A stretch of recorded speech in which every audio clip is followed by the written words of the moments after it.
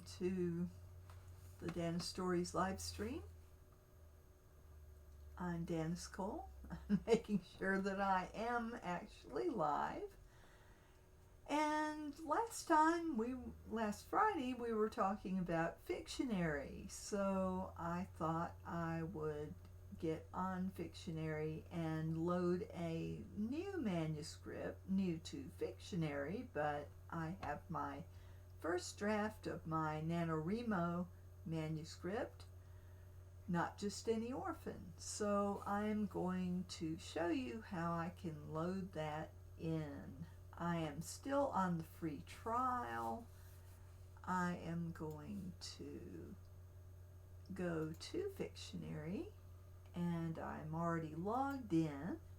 So let's, I've changed my source. So I have to go in there and do that. All right. I hope to show you several writer tools that I have discovered recently. And so you can see what's out there. So Fictionary, you can get a free trial. I have 8 days left. And it's cool. So let me first cover how to prepare your manuscript to put it in there so that it's divided up into your scenes. You need to pick a character to divide your scenes. So I am going to switch my focus over to LibreOffice. I'm going to bring up LibreOffice Writer, which is where most of my stories live. I have not gotten them transferred any place like Scrivener, so I have a Scrivener file for Not Just Any Orphan, but I have not done anything with it. So I'm going to go into Not Just Any Orphan in LibreOffice. So let me switch this over. I'm going to change my capture to LibreOffice Writer. I have nothing loaded, so you can see all of the steps. So if you don't have LibreOffice, now would be a good time for me to tell you how to get it. So let me see if I have a file of links. Let's see. Do I have one? Hopefully I do, so I don't have to reinvent the wheel here. Let's see.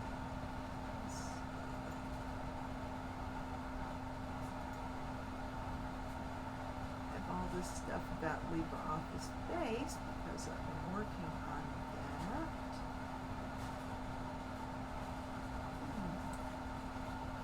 So,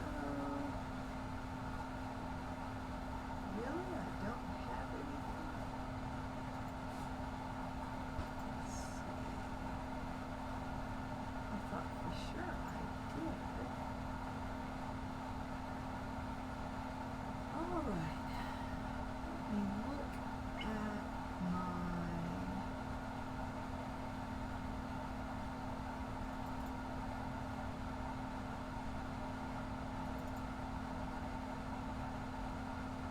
files here and see if I have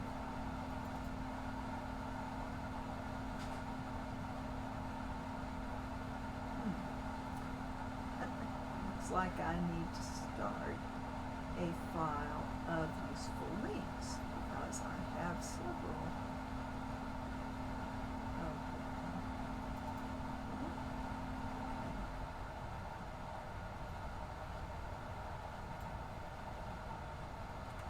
I'm going to have to go several places to get these, so bear with me.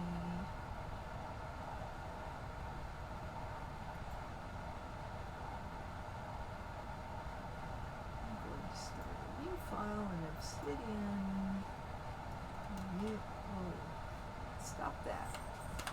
wrong button. Use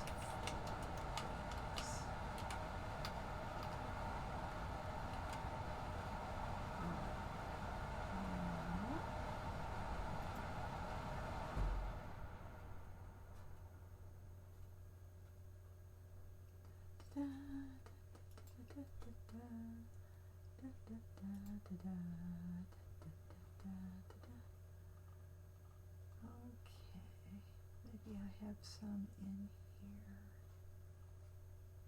Do I have it?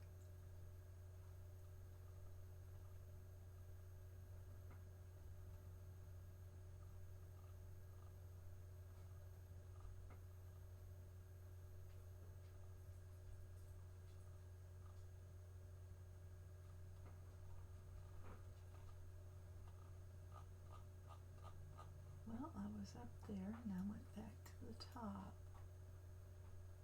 Alrighty.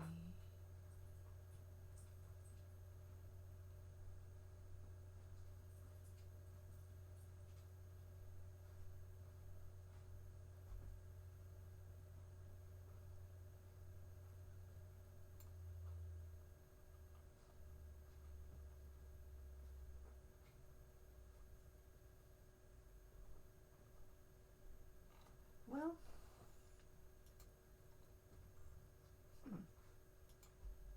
okay.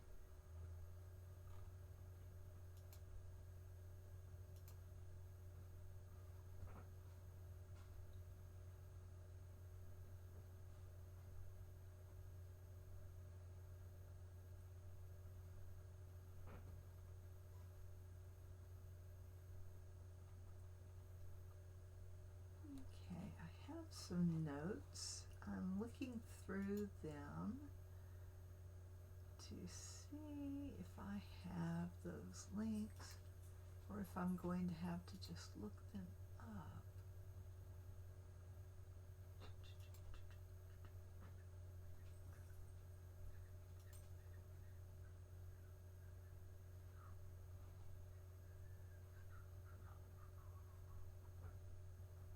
Well,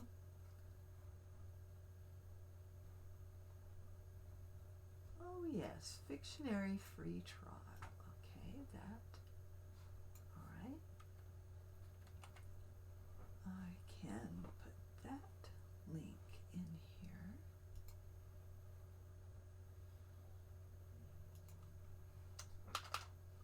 For later. Okay. Then, okay.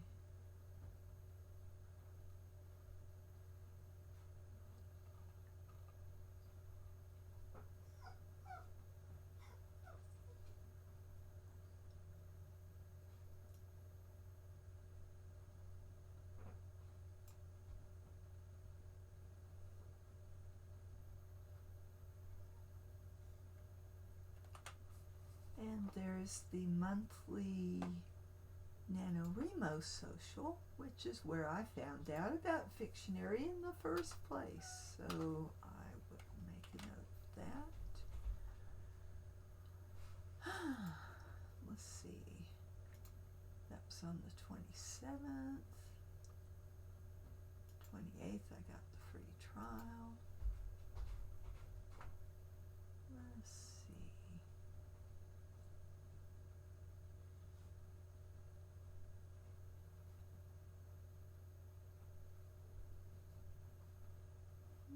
Okay.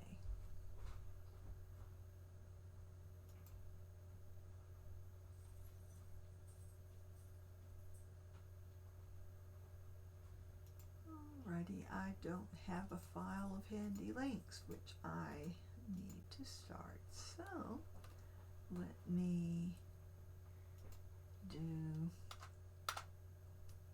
this. So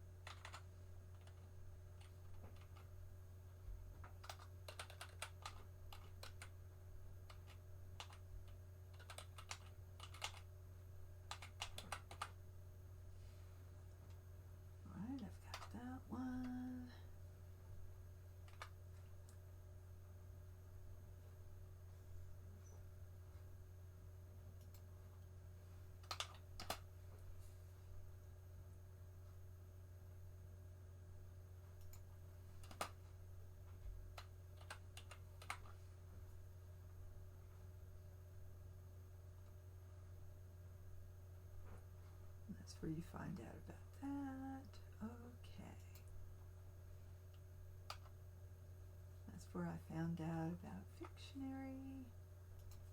And, all right.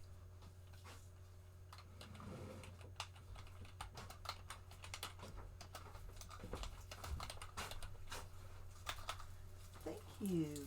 You're welcome. Oh boy. I will be very happy to eat that in a minute. But I can't talk and eat candy too. So let's see.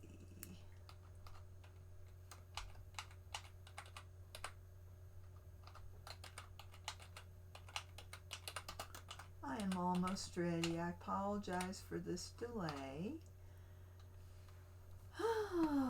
So, all right, I'm going to find some of these sources. LibreOffice.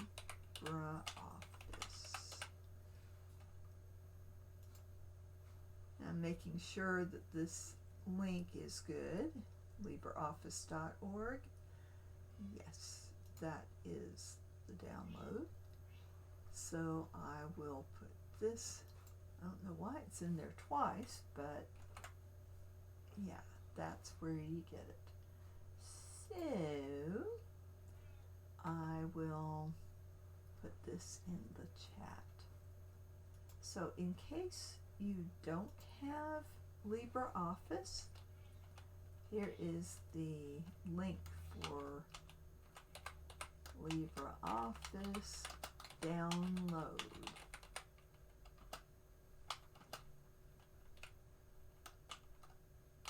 Microsoft Office Alternative. That is free. And here it is.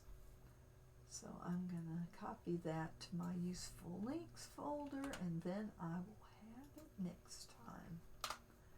All right, so now you see in the chat the link to get LibreOffice if you don't already have it. It works if you've ever used Microsoft Word. You probably did in school. This is very similar to an older version of Word. They keep changing Word, and for a person my age, I'm 62, it really bugs me that they keep changing everything like I'm a young person. You young people probably don't like having to learn stuff that's new either. The nice thing about LibreOffice is that if you like the new way better, you can change your interface so that it looks like that. If you want to keep it the old way, you can. So I really, really like LibreOffice. It's very customizable. So I'm going to talk about that in a minute. I'm just going to put this link here to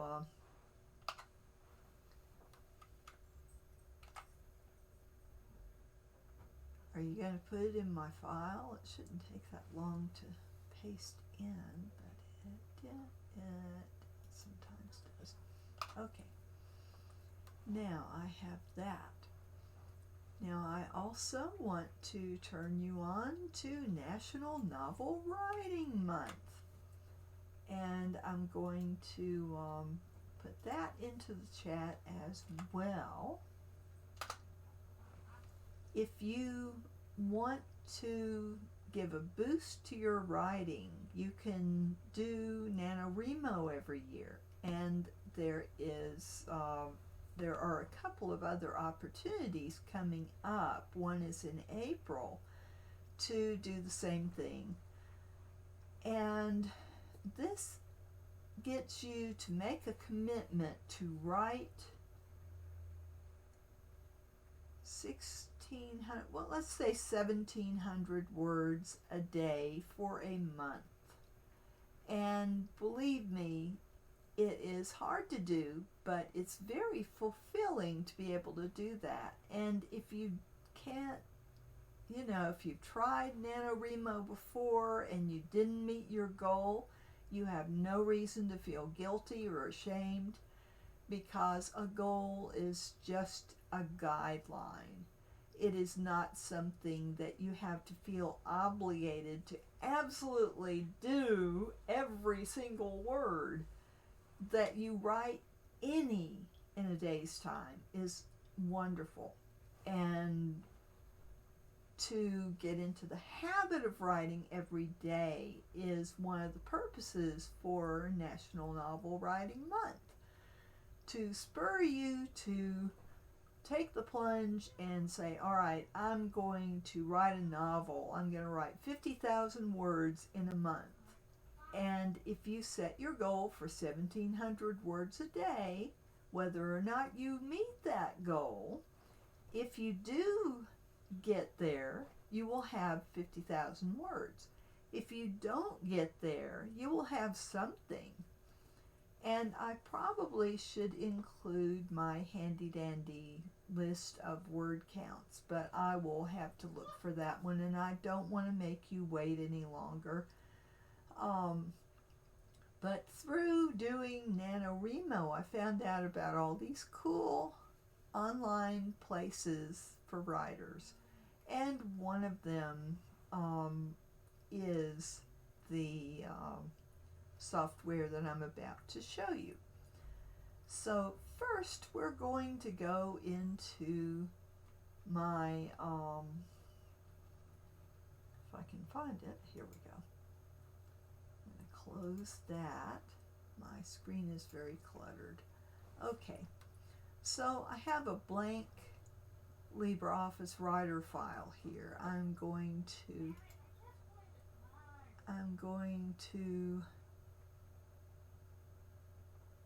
look at recent documents and see if I've got Not Just Any Orphan. I don't. So I'm going to open it. I need to go to my stories folder, and I'm going to find my NaNo, which is Not Just Any Orphan. As you can see, I have a lot of stories. Some of these are books, some of these are short stories, some are short stories, some are novelettes, some are novellas.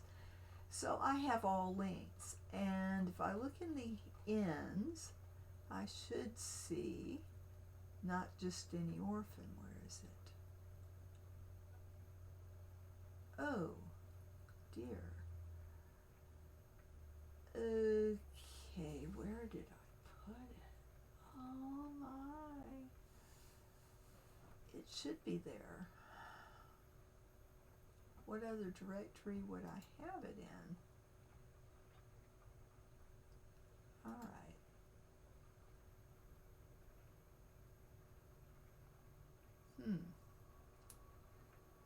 Did I put it someplace else? And it shouldn't take that long. Miss Healing in Paradise is a new story that I'm working on. There's my Snowflake file, but I don't see it.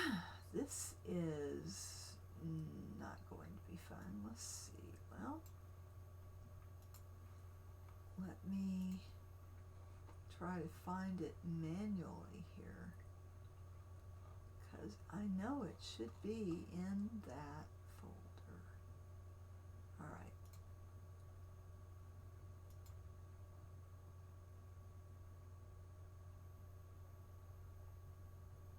Well, I thought I might have put it in book covers, but that's kind of a long shot.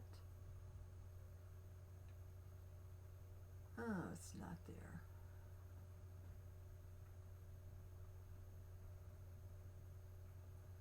Okay, so it's not there. And it wouldn't be here. That's all my Amazon stories. These are my book cover working files. I thought maybe I put it up there. I didn't. So why am I not seeing it in my stories work in progress?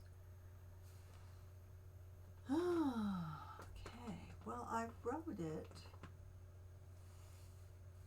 Maybe it's in Scrivener. So if I look under Scrivener,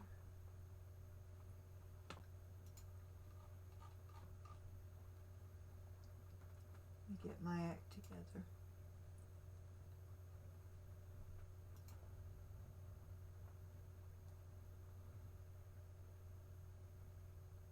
Right, here's my Scrivener.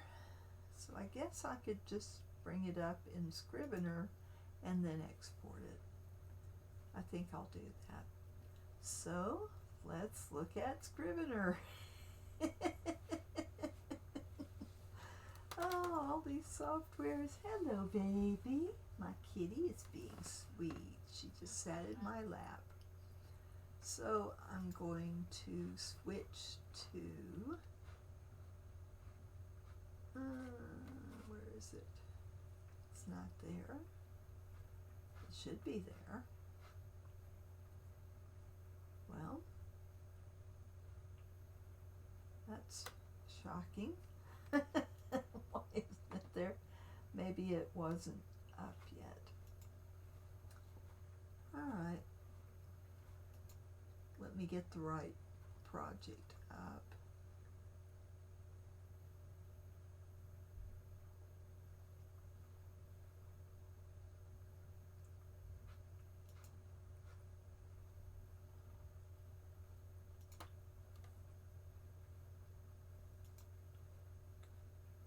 Oh, come on. Oh. You have to actually open up the folder. All right, I'm going to get in here. This takes a little bit. There it is. All right, so we're going to go through a variety of software here. So, Not Just Any Orphan in Scrivener.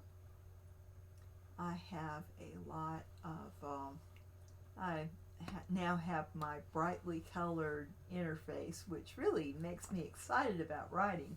It might give you a migraine, so your mileage will vary, but you can make Scrivener look like anything you want, and there are several themes that are that come with it that are different. So don't look at this and think, oh, I can't get Scrivener. I couldn't look at that. This is just how I personally have my Scrivener set up. So now I've got everything in here. What I am going to do is export my project.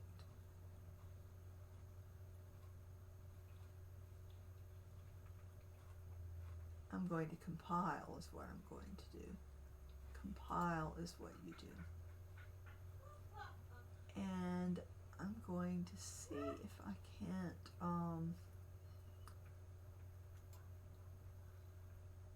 I want it as a Word doc. I might as well make it a docx. And I'm going to make it Georgia because I don't like the other fonts. I got used to using Georgia font when they created it at Georgia Tech. They were using it in the library I worked at, and I loved it. So I use Georgia for all of my fonts. There's no particular reason for me to suggest that you use Georgia. Times New Roman is fine, but I really like Georgia, and it's a very subtle difference. Now, what I want to do is look and see if I can, now it has front matter in here. It has a title page. So yeah, it has front matter. So I'm going to leave the front matter in. And I thought I had back matter, but I might not have. Looks like I don't. So, alright, I'm going to uncheck that, because I have no back matter. So that would be appendices or about the author or something like that. I can add that later. So now I'm going to compile it. I want to break it up by scene. I think I'm going to have to just I don't want parts really, but I'm just going to compile it. It doesn't really matter, you can change all of this later. So I'm just going to, because the template that I used for this was the novel with parts, so it includes part 1 and part 2 and chapters under that. Whether or not you use them, they're there. It's just, it's easy to change that. So I'm going to compile it, and I'm going to save it as Not Just Any Orphan. So apparently I did write this all in Scrivener. So that's right, because I used the NaNoWriMo template. So yeah, it was written there. So I never had a docx. So now I will have a docx. Not Just Any Orphan, preparing the files, and what the compile does is it makes it all one document in Word with chapters. So now we're going to close this, and I will go over to LibreOffice and read it in, and you can see how it looks different. Now basically, here's how it looks. Now it's not going to be purple print. This is just the way I have it look while I'm writing. So it's not going to look like that. It's going to be black and white. So I'm going to save this just in case. I always save. And I'm going to close all projects and cancel that. Now I will go over here and go back to LibreOffice Writer. Okay, so I'm going to open Not Just Any Orphan. It is now in work in progress, so I can go down here to Not Just Any Orphan, and just a word to the wise, don't do what I did. I assigned numbers to all of my, I was going to do categories, and what I have here is a mess. Now I can't look them up alphabetically in the directory, so I'm going to change it back. I'm going to put these nice numbers at the end where I put the year and how long the thing is. Like a Jar Soul is a novelette, so it gets a 3. I have a numbering system from 1 to 5, where 1 is a short story, 2 is a short story, 3 is a novelette, 4 is a novella, and 5 is a novel.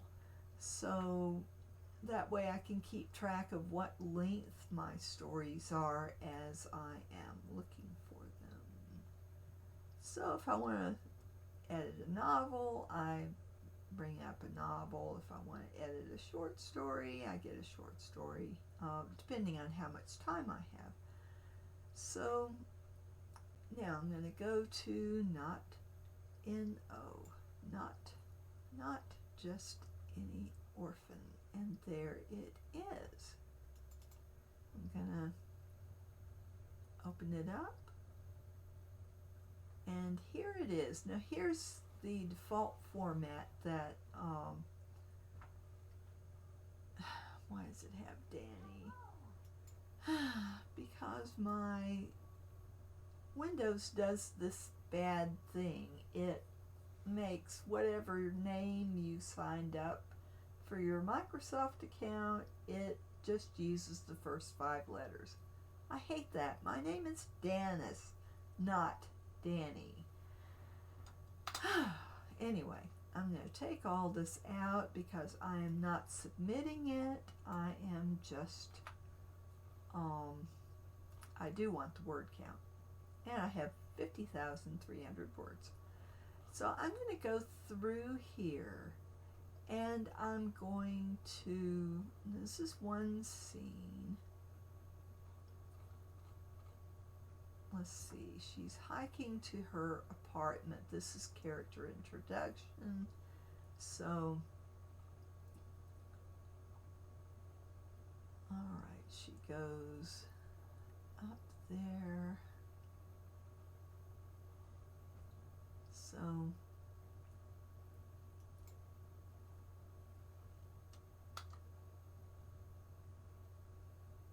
I'm going to divide these into scenes, and the divider that I'm going to use is asterisk space, asterisk space, asterisk. And I am going to make that centered.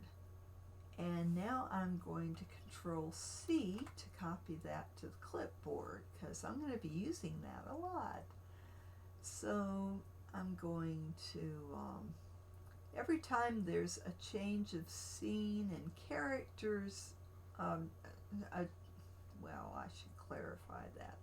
Change of location. She's walking, and as she walks, there's this grumpy Elshar character.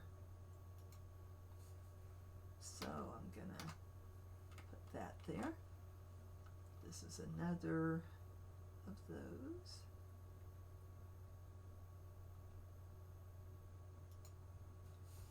Now, another scene. Okay. And here's where she goes. Now I'm going to take that out.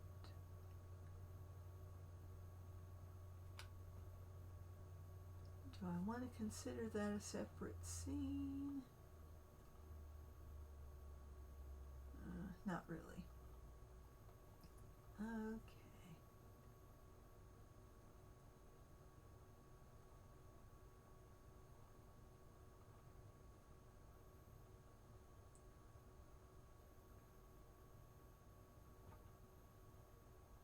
And that's the holo screen with her record.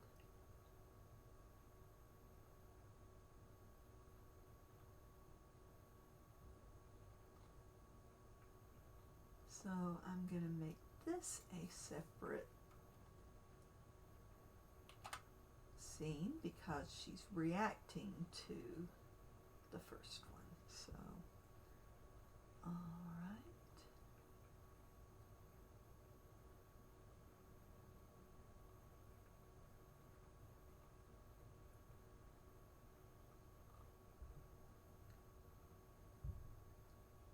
All right, and there's chapter 2.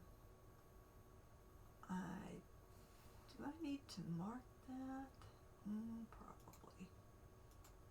All right. Better to take the benefit of the doubt. All right.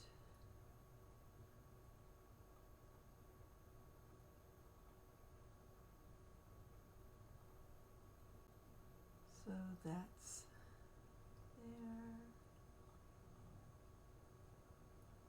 Now. Okay. Take that out. And I'm I'm just marking scenes, so I am figuring out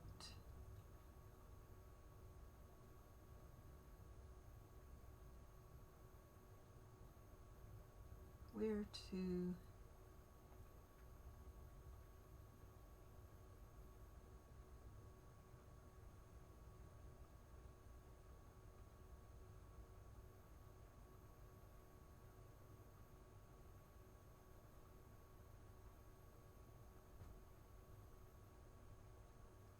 okay.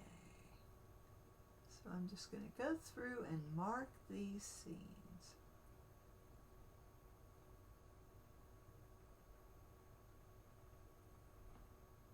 Now we introduce a new character, so I'm gonna put a scene marker there.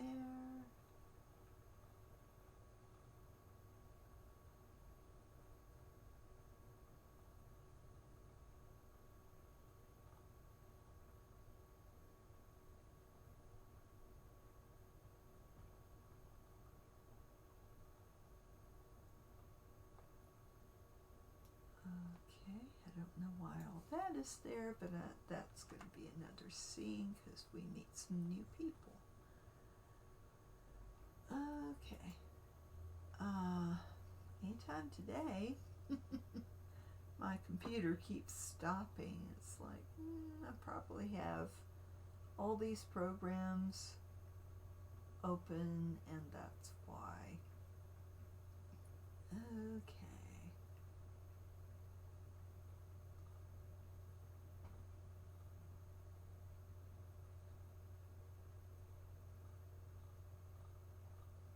So we meet the people next to her.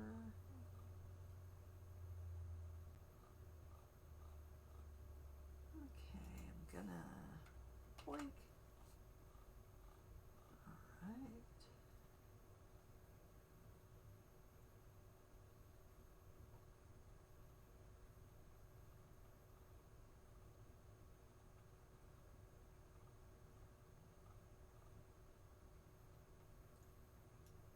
Okay, another scene.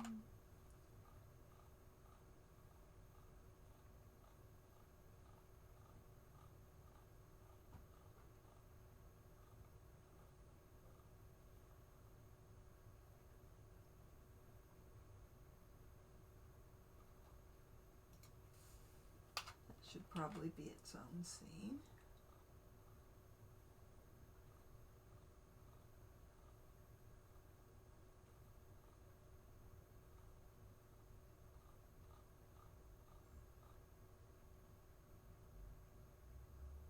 Anytime today, come on. Okay. All right.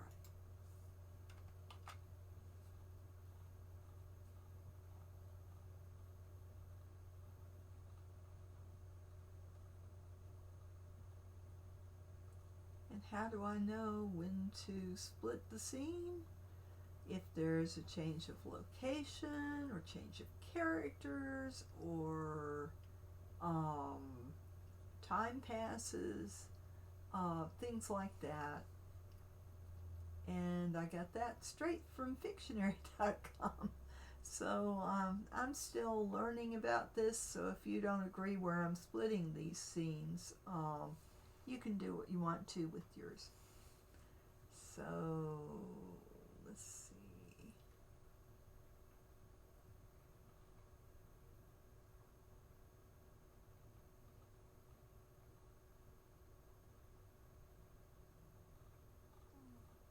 Okay.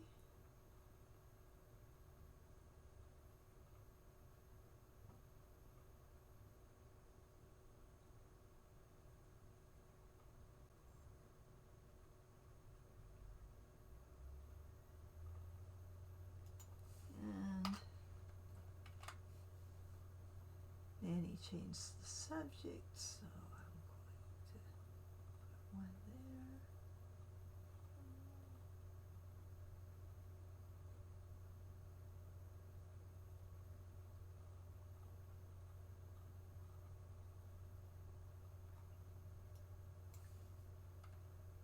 And they get to rainbow.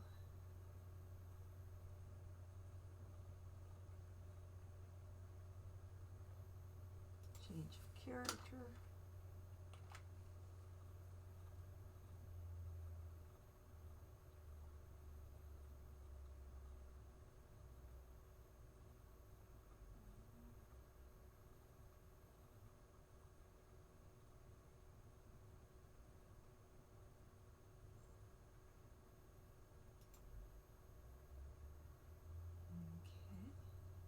Come on. The reason that it pauses is because I've got my LibreOffice set to do backups. So, yeah, that's one thing that's slowing it down, but I would rather have the protection of the backups. Let's see.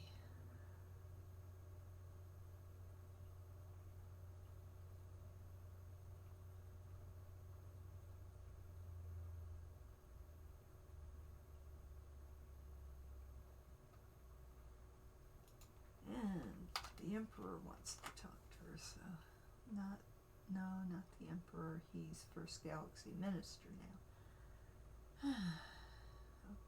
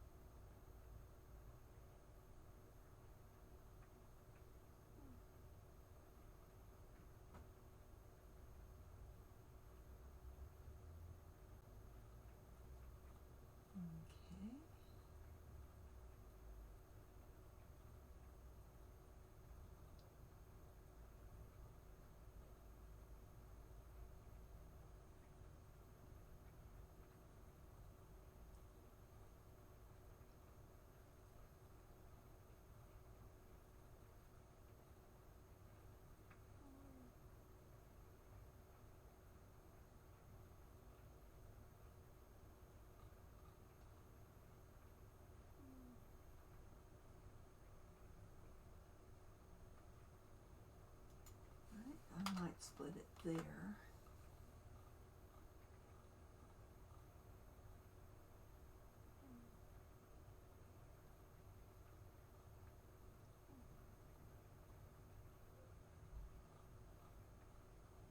Okay, next.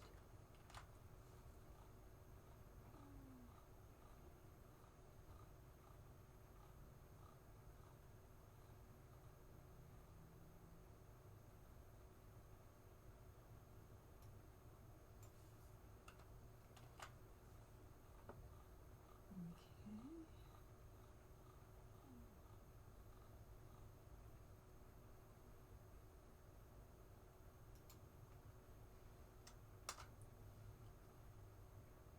And another one there.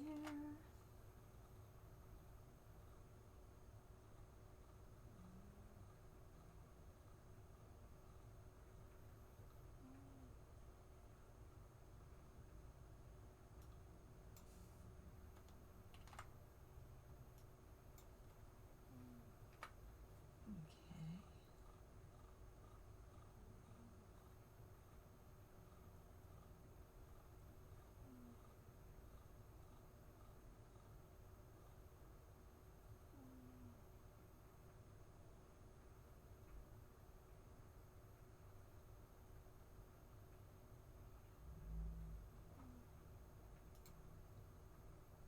And I think I will split it there.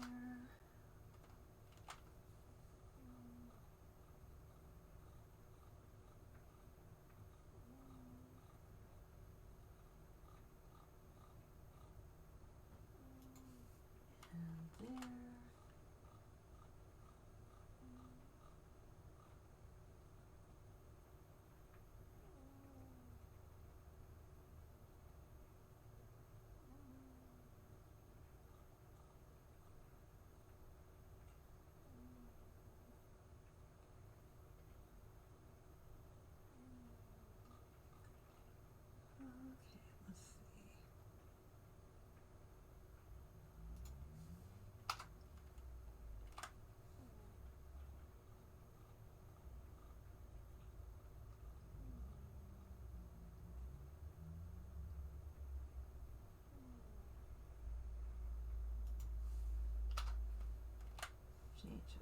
person.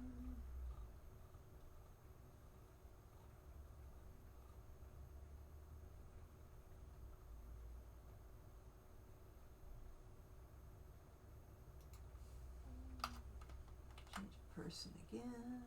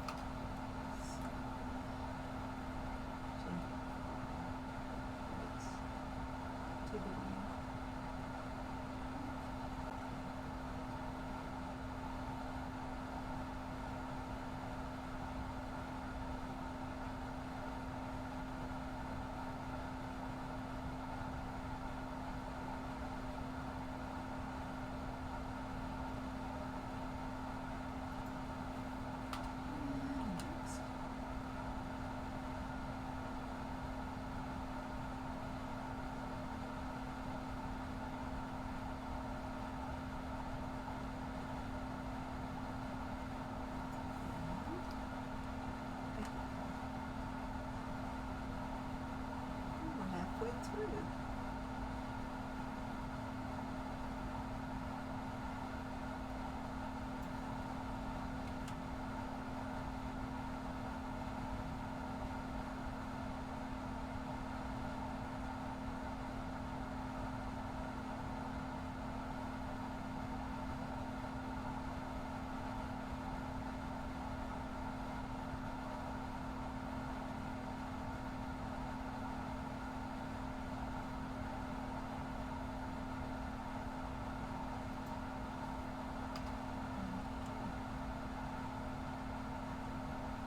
Gotta look up another story where I write about this couple.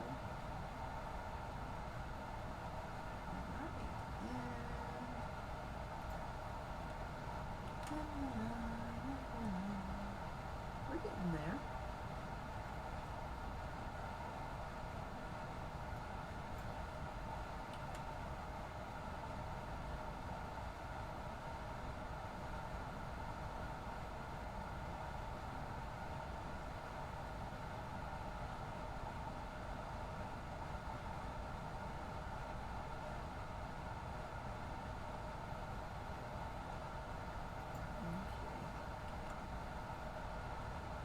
We'll get there eventually.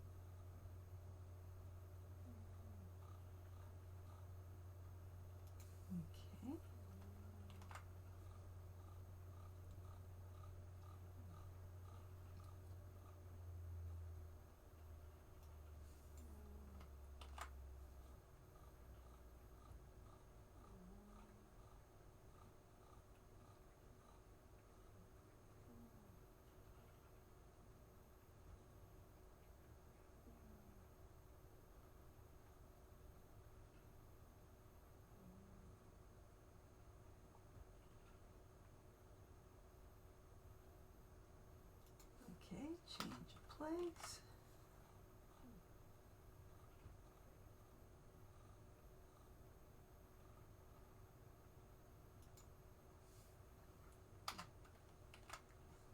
Change of subject.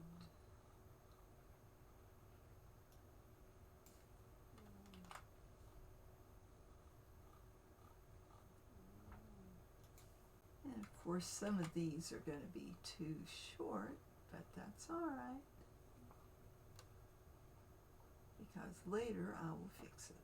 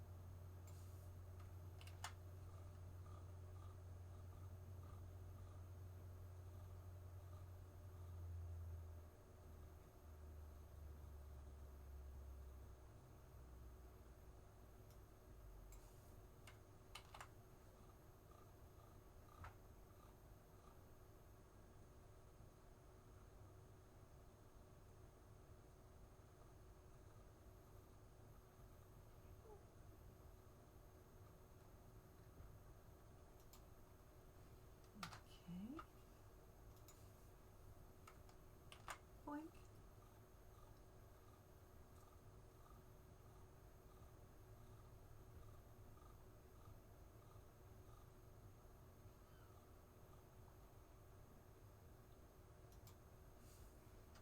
And time.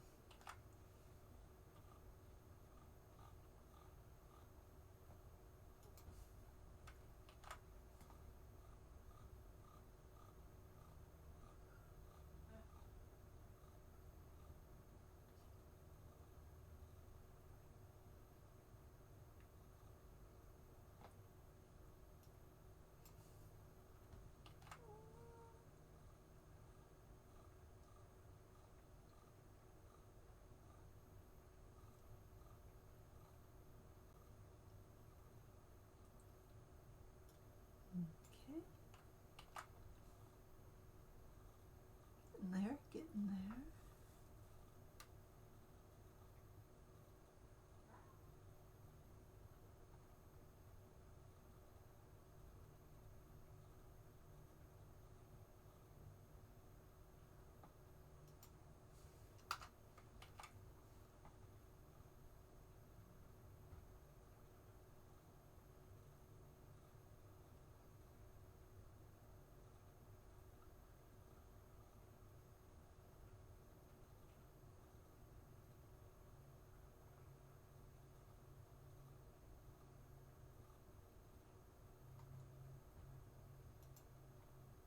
Let's see.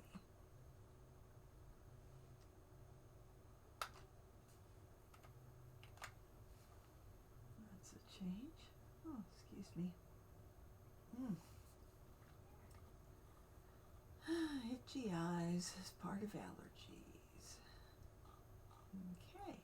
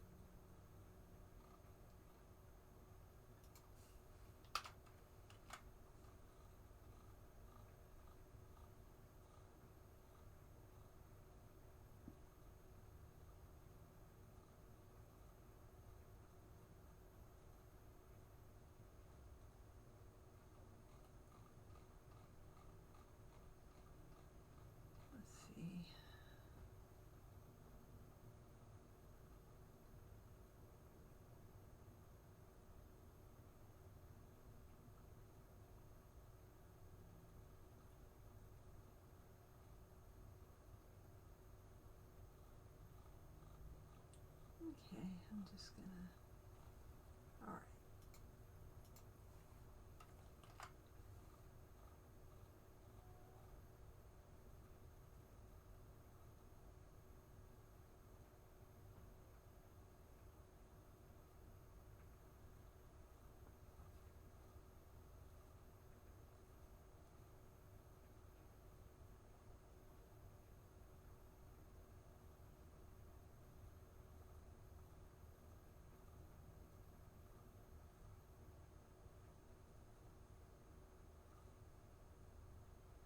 Okay, that's it. So now I'm going to save it. And now I'm ready to bring it into Fictionary. I'm going to use Word 2000 format. And I'm going to ignore the warning that it, might have some features that need to be in ODF format, because if I'm going to read it into Fictionary, it has to be a docx. So that is the Word 97 to 365 format. So now I'm going to close this, and I'm going to bring up, pardon the dead air here, I'm going to bring up Fictionary. In fact, I've got Fictionary, so I will just go there. Where is it? Where is it? Well, this isn't where I wanted to go, but alright, I'll go to Fictionary. I will put that down, and now I will check. Oh yes, it's up. Good. Okay, so apparently if I have any window in the browser, it will do right. So okay, so now I'm going to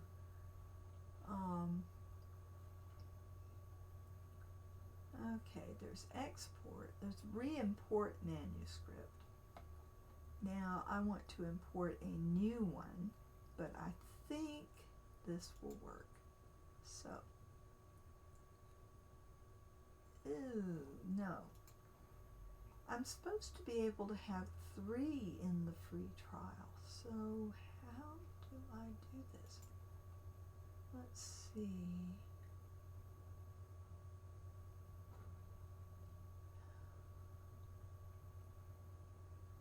So can I not?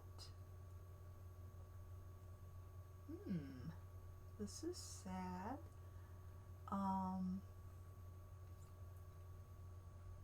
Well, let me export this manuscript to Word then, so that I will have it as is and I can just read it back in. Okay, so I'm going to put it, I don't know why it's trying to do that again. I'm going to go up here to Stories, Work in Progress. Actually, yeah, I'm just going to put it there. Okay. So this is actually the 2nd edition because I made major changes to it. So I'm going to replace that version. Okay, it already exists. Do I want to replace it? Yes, because I know what I'm doing. Okay, now I'm going to re-import manuscript.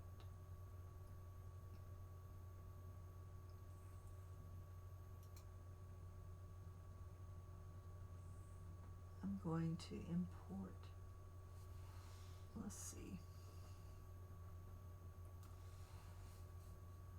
import now, select file, and I'm going to go to up here to Stories, to going to get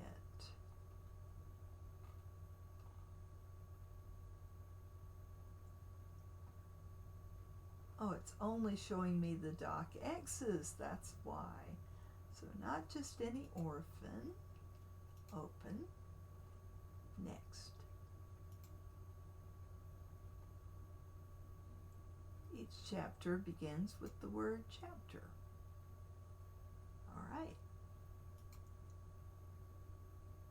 I sure do. And my scene break character is boink, boink, boink, with the spaces. If you don't have the spaces in there, or if you used some with the space and some without, it won't get them all. So I was very careful to make sure that I copied and pasted it each time so I didn't forget to have the spaces in between. All right, continue import. And hopefully it will do a lot better. The last time I did not do this. I had some that were space asterisk, space asterisk, and then I had others that were just 3 asterisks. And the ones with 3 asterisks imported as all one thing. So it was not broken up into scenes. So here I have my entire manuscript and every scene is there. So I ended up with 78 scenes. Now I can look at it. Okay, I've confirmed the chapters. Okay, and that looks good. Okay, show last scene. The last scene is blank. 77 though. Okay, that's all right. That's all right. So it's good. So I can do next. My book has 14 chapters, 78 scenes, and 50,287 words. I wonder why it's not 50,300. But there again, Word may count it differently than Scrivener did. And it depends on what formula they're using. It's not a big deal. I did not lose any words. It's just a difference in the way the software counts the words. So here's my cast of characters, and look at this. Isn't this wonderful? Now you get to go through the characters and get the things that are not characters. Algehi is a character's name and a place. So I'm going to have to, I may have some entries that are, not, but anyway. Al-Jaiya is not a character. And, okay, Enkaharan. I'm not sure if that's a place or not. I will give it the benefit of the doubt. Baby goes with whatever they named him. Okay, Basilip is a species, not a name. Chambly is a place in Atlanta, Georgia. Okay, now I'm going to leave the terms like daddy because I can combine them later. Earthen and earthens, of course, that's a species. Elshar and Elshars, that's a species. That's Elshar Jaiya, Elshar Jayan, and Elshar Mashai, 3 different species. Okay, Eset Vuan, that's people from Eset Vu. La la la la la la. Fahie is a place.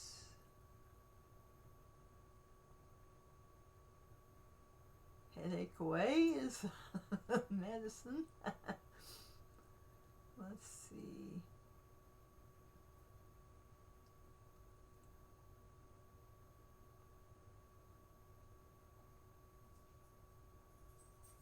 I'm not writing about Jesus. He's mentioned, but I'm not writing about him. Well, he is mentioned, so. Alright. It's kind of one of those things.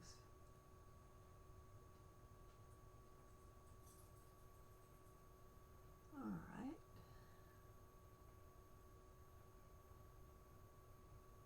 I have two characters with the first name of Lee. Well, a lot of families name children after one of the parents, so yeah, we just got to deal with that. Let's see. Probably not a good thing to have that like that, but okay. Fahie is a species.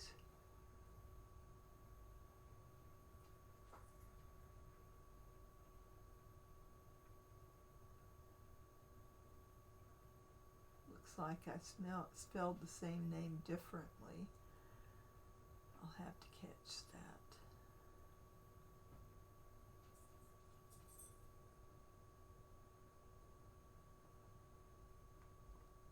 And I have two nannies in there. That's going to be interesting to deal with because they adopt her clone and call her the same thing. So anyway.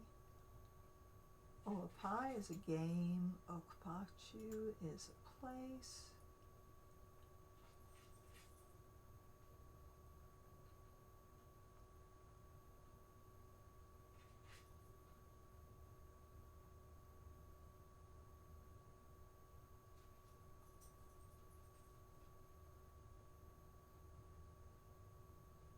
Ziganmas is a place.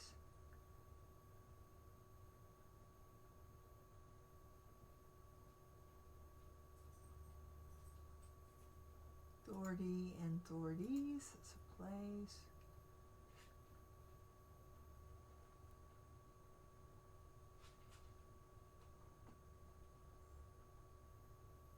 Giant is a species. Okay, now we will delete selected. Yeah. Okay. That will make it a little more manageable. Boy, I have a lot of characters. I probably need to delete some. Okay. Now, my protagonist is Kelly Sprite, so I'm going to mark her as the single point of view character. And I'm also going to mark her as the protagonist. So, there she is. Alright, so, and some of these I'm going to have to figure out. Because, alright. Baby, let's look at that. So we can look at the character's first scene and we can see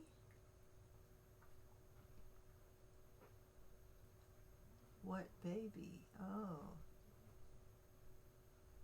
let's see.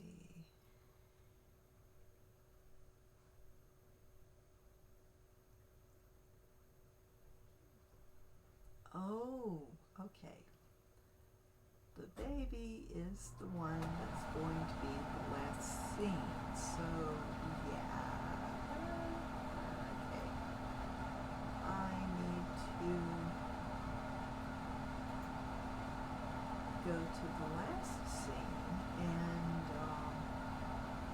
figure out what name they gave the baby. So yeah, I'll have to do that later. So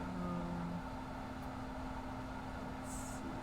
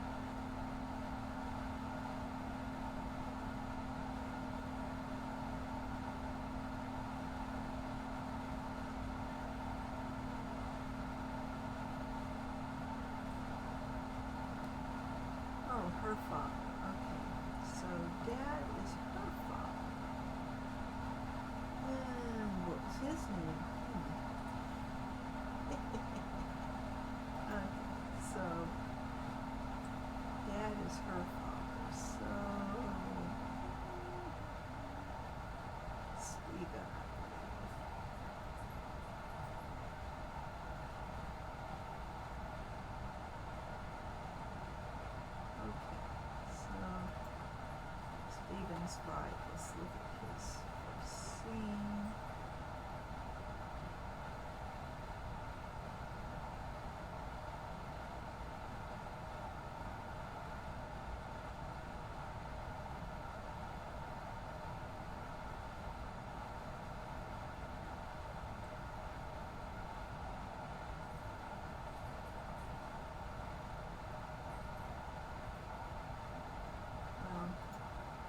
I know it's him, so I'm just going to go ahead and click Dad.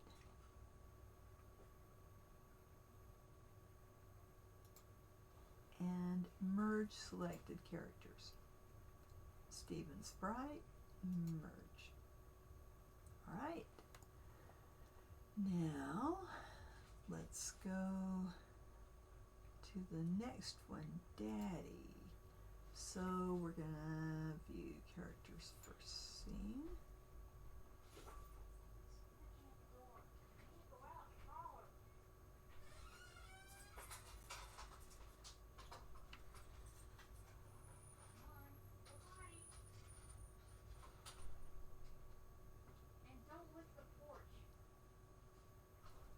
Let's see, so looking through here to see who's the reference.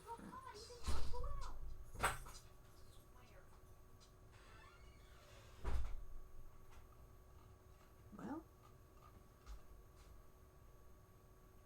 I didn't find it. I need to slow it down. It's hard to do this with y'all watching. Okay, let's see.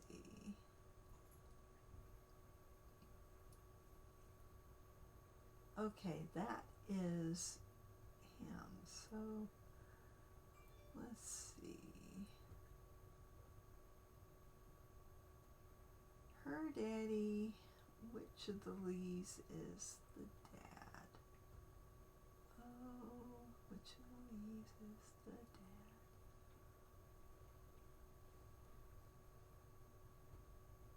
Lee Kwang.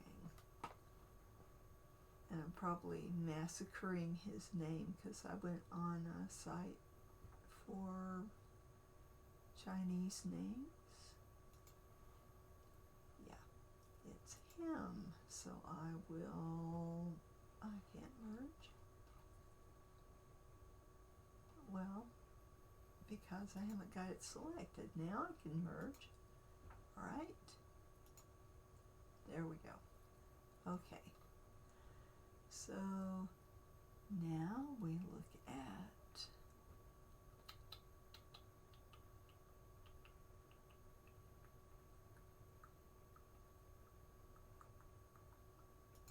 Fahie. Let's see.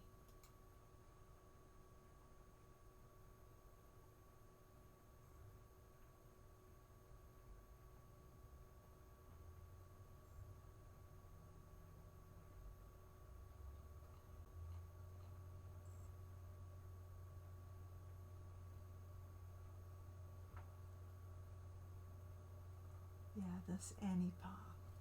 So Fahie is Annie Pa. So I will merge. Okay, that's her dad. Now,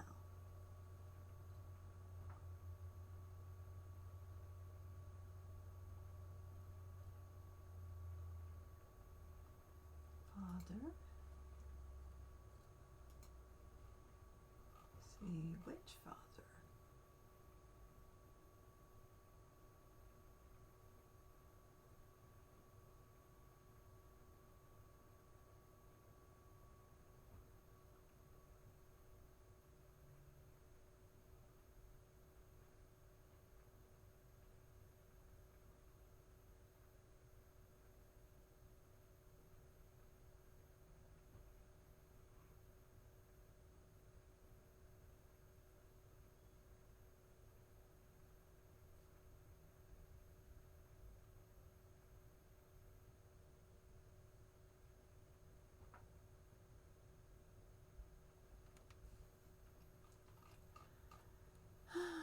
need to slow down. Okay.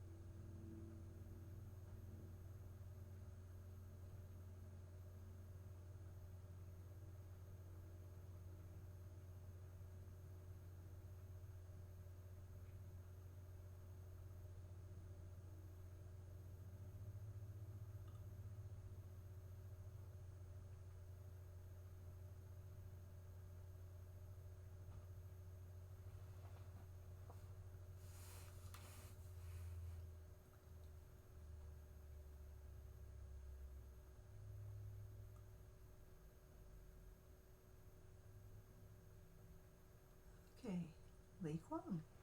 So I will do that. Right. Then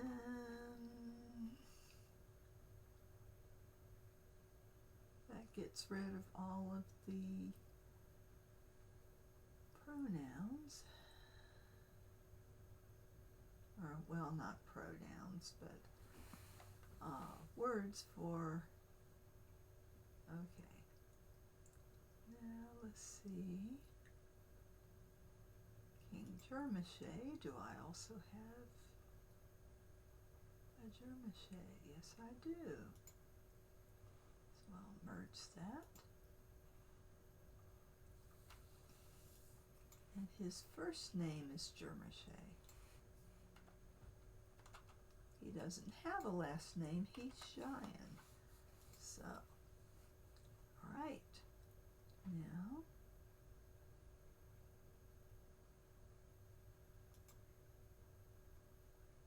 let's look and see who this is.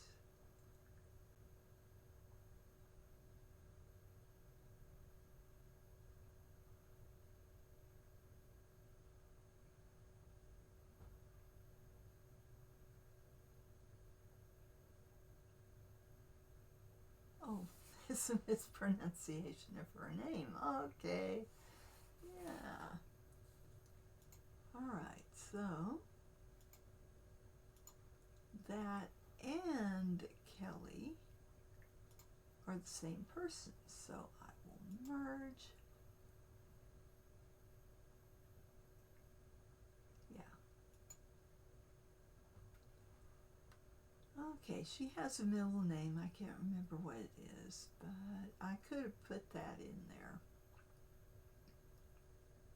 Now I'm going to look through and make sure I have just one entry for each name. So, let's see.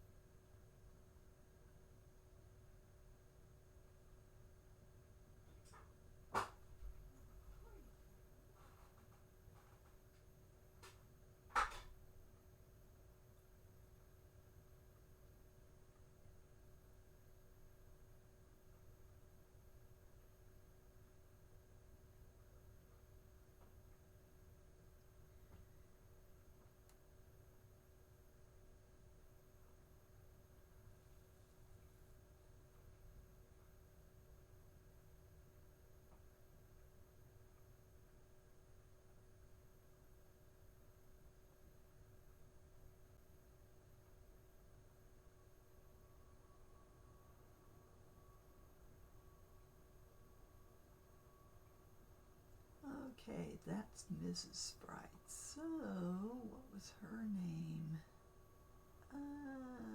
What was her name?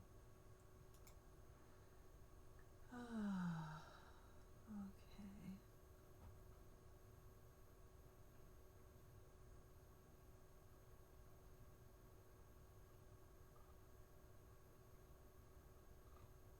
Alright, so one thing you can do with this is you can sort it by last name.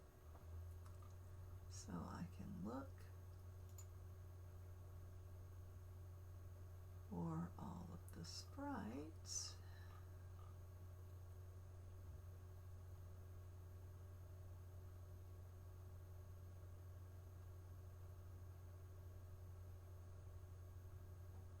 I don't have a name in there for her. Okay, but Ms. Sprite, I'm pretty sure that's going to be Kelly. Let's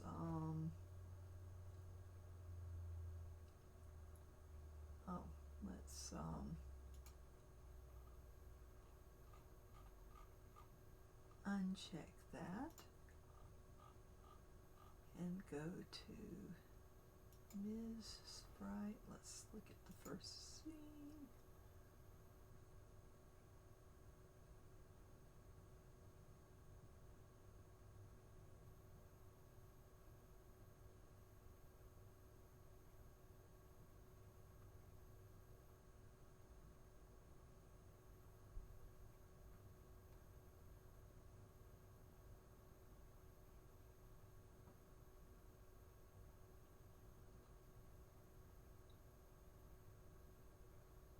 Yeah, that is Kelly. So I'm going to just do that.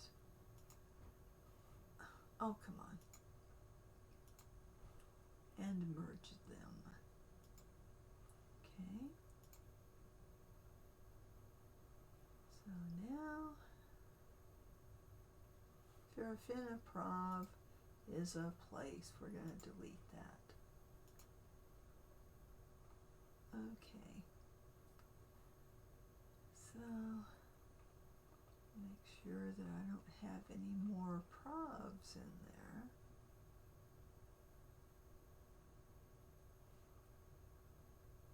Liaison of Vieja, that's going to be Verasan.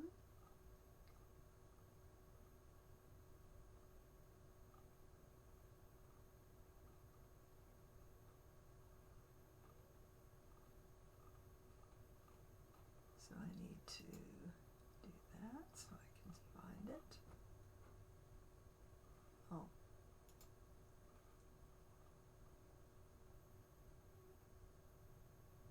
Bestian. So I will merge him.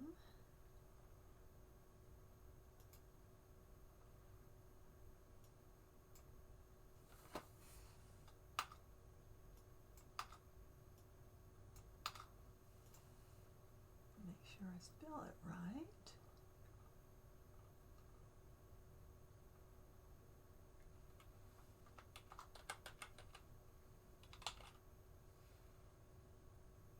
Okay.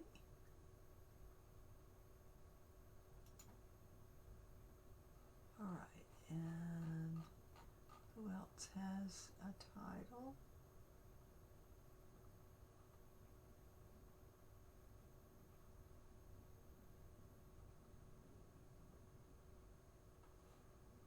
Yeah. And that's going to be Molly. And merge. Yeah. Okay. Now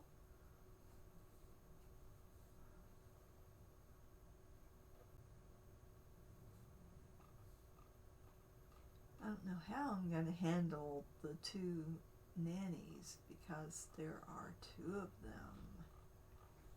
There's her clone and there's her. So what do I do? Nanny who left is the original, and guess I need to add a character.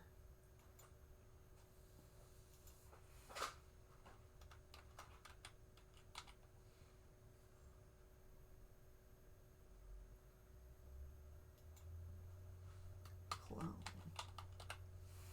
So I'm just going to name her that so I can tell which one she is.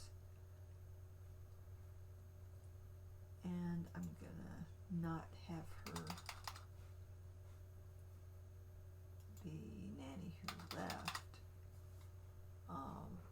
Okay, so I'll just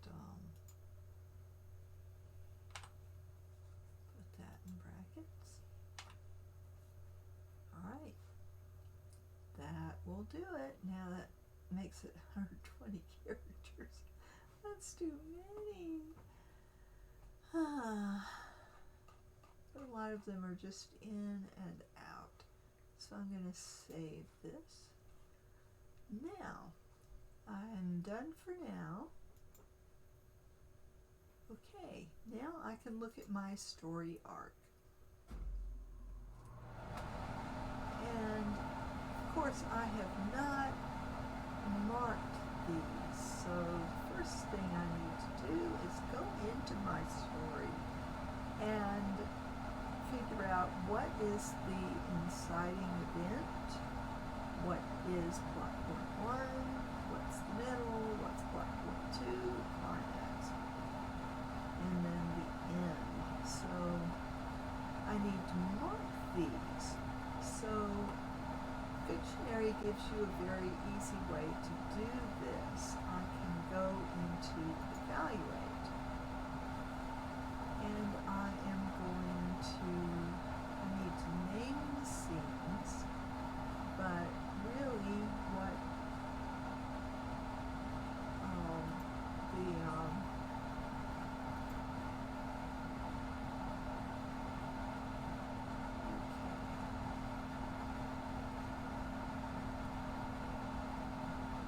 here's where she learns that she's got to leave Earth. So this in the plot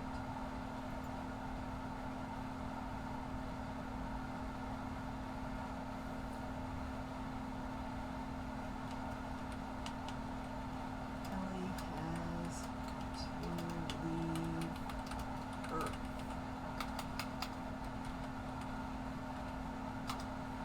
So this is where I'm going to put story arc, purpose of scene, inciting event. So now the next point, plot point 1, is going to be when, so if you do Snowflake Method, it's the 3-act structure, 3 disasters, and an ending. So I'm going to mark the 3 disasters. So the inciting event is the first disaster. So the second disaster, that's empty. That's weird. I'm going to delete that. So I can just delete that because it's empty.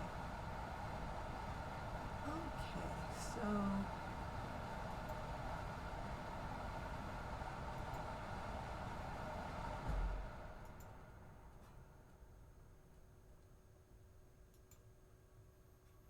and that's empty, so I will delete it. But if I delete too many scenes, I won't have my map.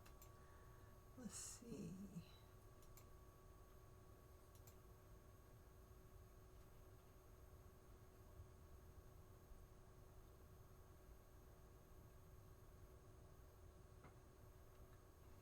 So I guess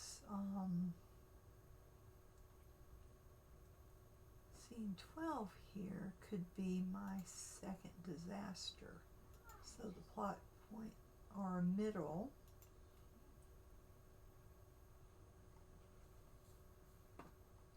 where she starts doing things with the holdings she's got.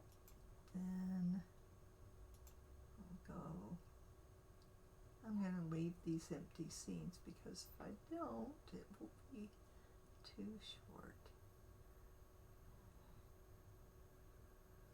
Let's see.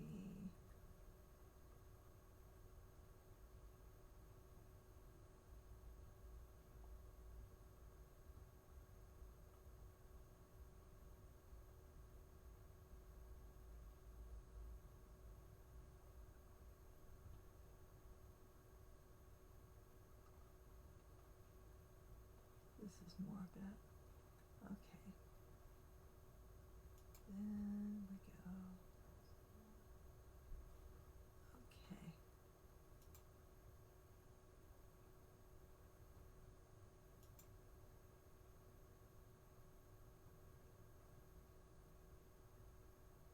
So the plot point 1 is that all these diplomats want to meet with her.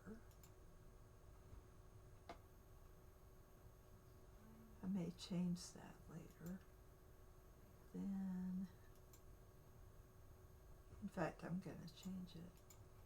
That's not going to be it. No. All right. We go on.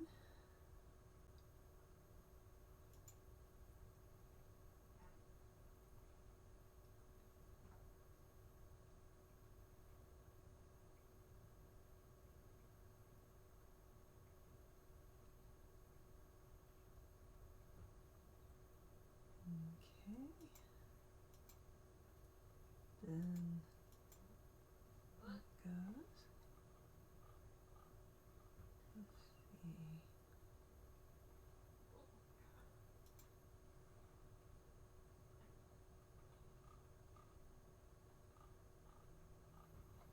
Okay.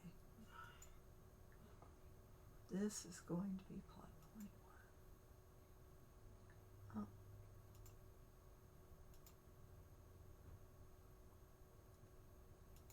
Yeah.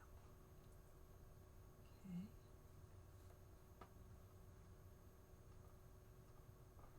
Then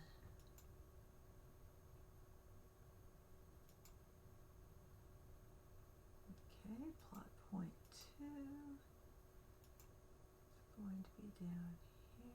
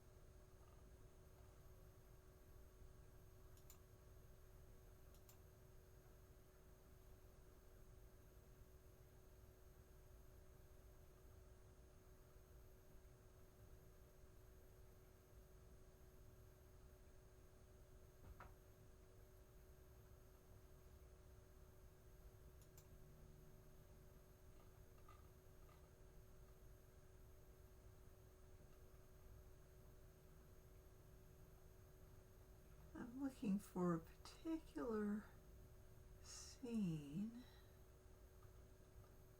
Okay.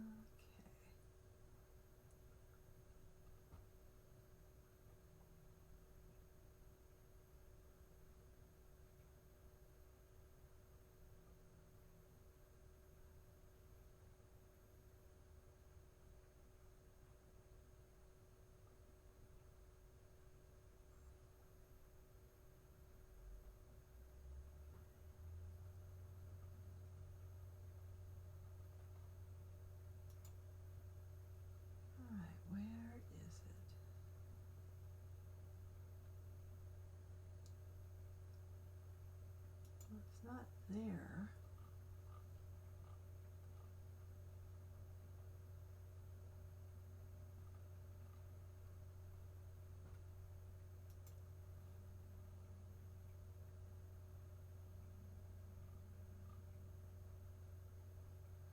Let's see.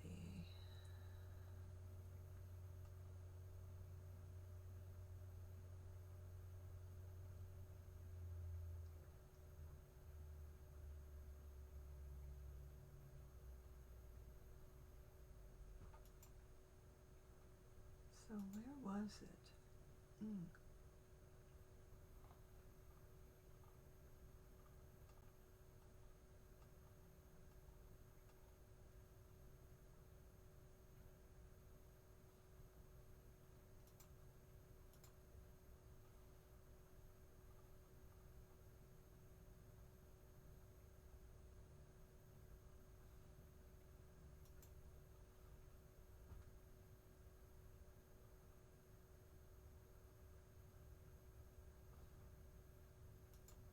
Oh, where is it?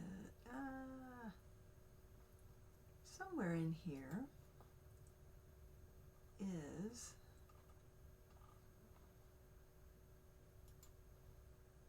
the last crisis.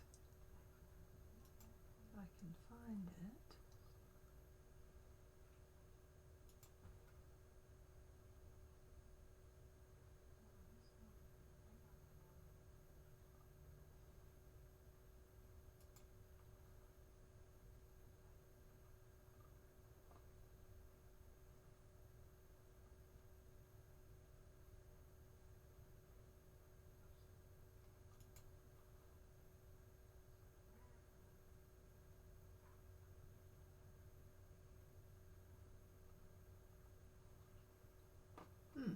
Well, anyway, you get the idea.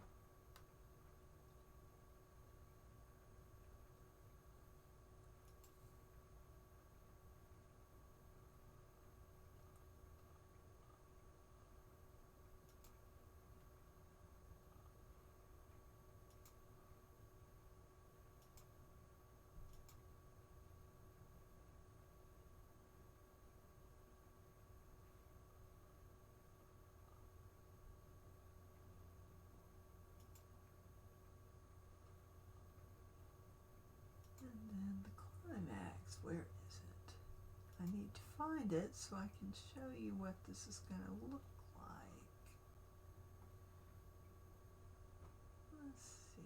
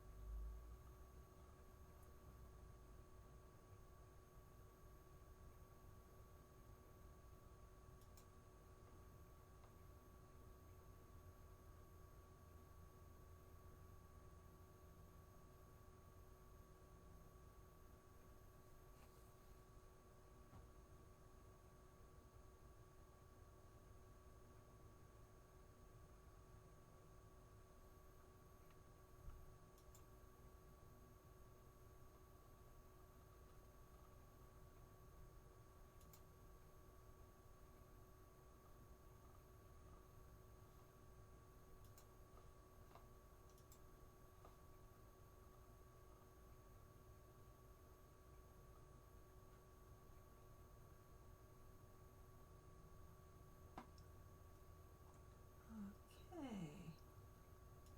here's Climax. Alright, or I'm going to declare it that for right now. I probably want to change that, but our tip is the baby, so I can go back. I'm going to save this. I'm going to go back to the cast of characters. Now I have the baby's name. It is Artup. So I'm going to merge Artup. Okay, good. Now that takes care of all of the ambiguous names.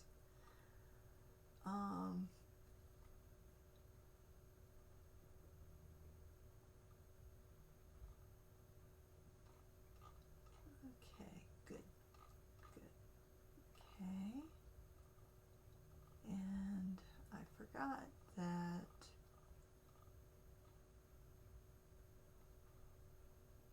Sarah is her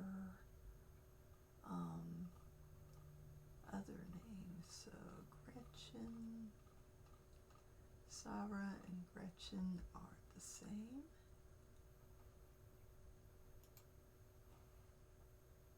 So she was Sarah first and Gretchen next.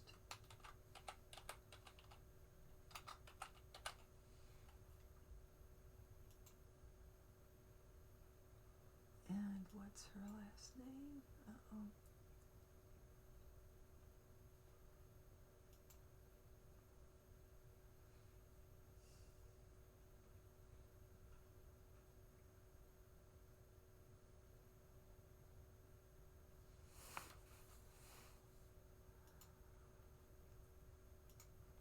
I'll figure it out later.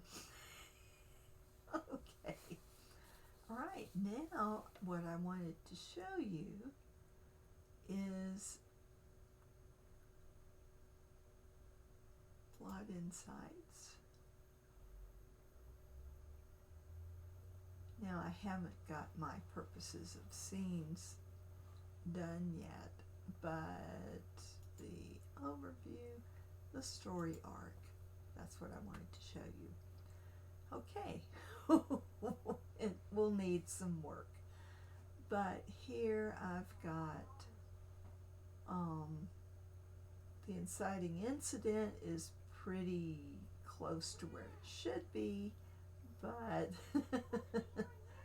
and the plot point 1, the middle, and plot point 2 are way, the middle is way off.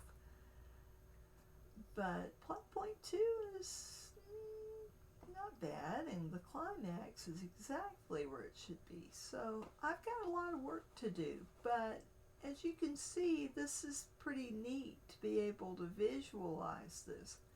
And that's just from putting markers where my 3 disasters and the ending are. So there you go. And it's time for me to close out the live stream. Does anybody have any questions before I go? I'm going to take a look and see who's here. Oh, I have Drop Dog, welcome back. And Cackslip SO6 and Shy Puff. Welcome. Glad to see y'all tonight. So, yeah, that's basically how Fictionary works. And if you go to Fictionary, you can get the free trial. And I'm not going to be keeping it because I can't afford $20 a month, but I think it's worth it if you wanted to get that. But it doesn't hurt to get the free trial and enjoy it for a while anyway. I have enjoyed it. So I'm going to put the link for it right here in the chat for you. And, oh, it already has that. Yes. So if you want to enjoy Fictionary too, you can get your own free trial. The advice I have for you is when you've finished a first draft and you are you have the looming task over you of editing, it's best to think about it. Editing is a 3-layer process. If you try to do like I have done from the very beginning, you look for everything while you're going through. You cannot see the forest for the trees. When you're down in the scenes, you can't really take a step back and look at, well, what are the points of my plot to let you know I am a pantser. I sit down and write my story, I don't plan it out first. I usually start with one sentence and then I'm off. I have started a new method, the Snowflake Method, and I want to put that link there for you. So let me get that. La la la, la la la. Okay. And I lost my train of thought.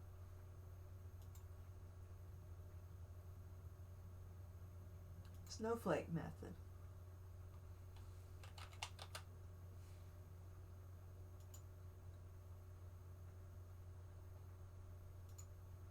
All right. And here it is in a nutshell by the man who created it, Randy Ingermanson. And I don't know why that name is so hard for me. I guess it's because it's long. Ingermanson. But I love this method because it is a wonderful thing. If you look at this,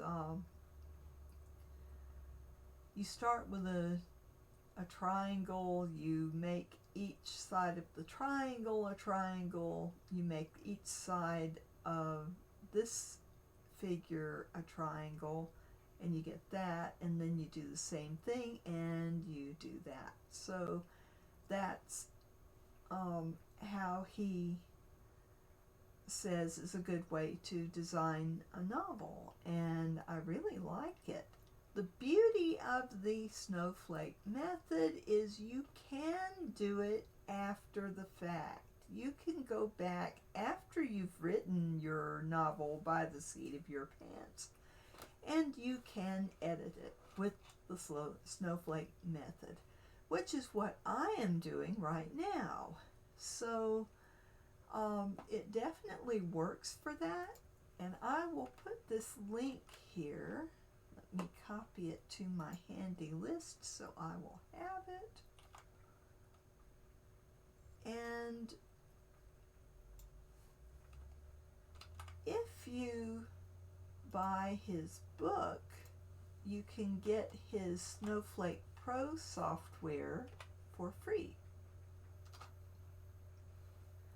You can also, if you want a better software, you can do Plotter, which I will also put a link for it.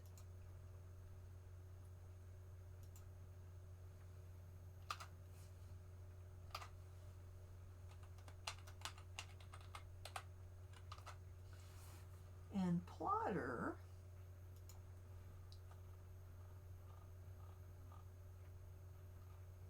now there's 10 steps of design with the Snowflake method. You start out with a sentence try for fewer than 15 words. I find that the following formula works well for me: adjective, occupation, verb, and object, and then go from there. So I will put that in there also when I do the notes after I end the live stream.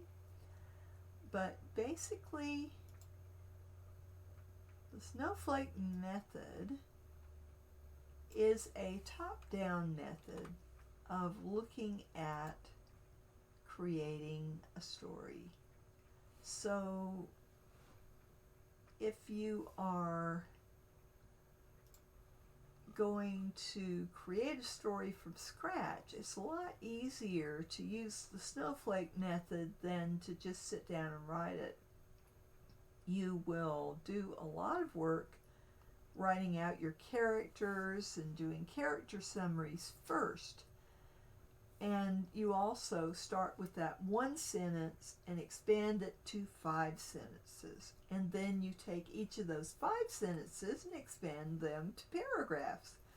And you get a good idea of where you're going with this story and what you're going to do with it.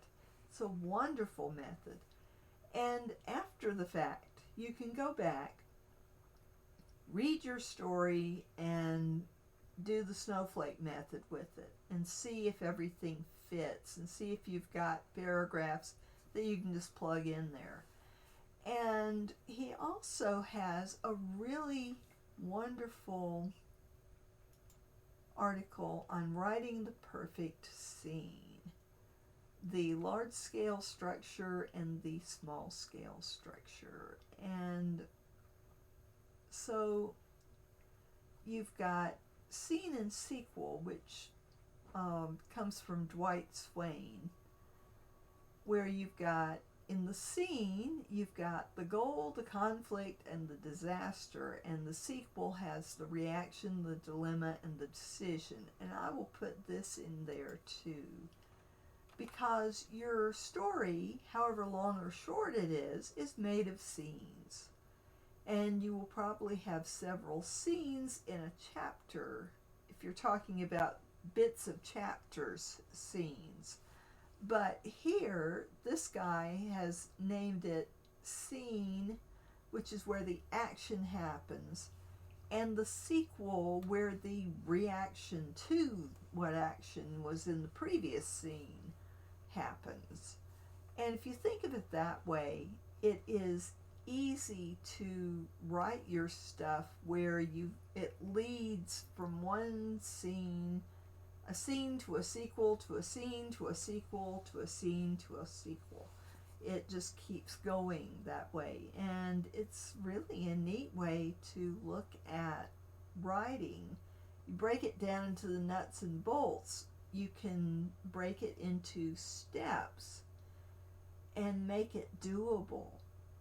That's the beauty of the Snowflake method, and it's also just your standard goal setting. You break things up into smaller bites so that you don't put them off, you don't procrastinate, because we writers love to procrastinate, don't we? If you can break it down into smaller bites, then it's not, oh my gosh, 50,000 words, how am I going to do it? You break it down. All right, a scene is going to be what? 500, 1,000 words, maybe less. So also your scenes will be longer or shorter depending on how much action is happening. So if it's an action scene, it's probably going to be shorter than the reaction scene. So think of it that way. So your scenes, looking at large scale and small scale structure, your scene is going to be shorter maybe than your sequel, because the sequel is going to have your dialogue, you're thinking about it, you're analyzing it, it's going to be longer.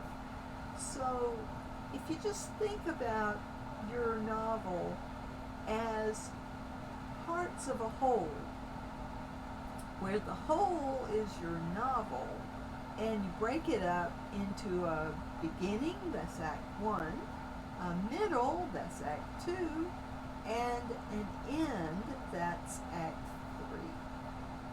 3. And then you take each scene and work on it individually like it's a story in itself. And you will have a page turner when you get through. So don't get discouraged. Break your work up into little, achievable, measurable steps. Work on your story. When you were writing your story, if you did NaNoWriMo, you were shooting for that magic 1,700 words a day, or however much. Mine was like 1,667 words a day, but average 1,700. If you have that, you will have 50,000 words at the end of a month. Well, if you're going to revise your novel now, you don't want to think about, oh, I'm going to revise my novel in a month and make it ready to send off. No, probably not going to happen. But you can say, okay, I'm going to set aside so many minutes a day to work on revising my novel. And I'm going to shoot for revising so many words. So if you break it up like your 30-day thing, you're going to spend X minutes, and you're going to take a scene, which is probably one day's worth of writing. So if you do it that way, you may or may not finish editing that scene today, but you get a start on it, and you spend a finite amount of time every day editing that novel, and you will be through before you know it, because some parts of it might go a lot easier and smoother than others. But the top-down process, basically, you're going to first look at the plot. So you're not going to be doing scenes when you first sit down to do your novel. Let me put this link in there.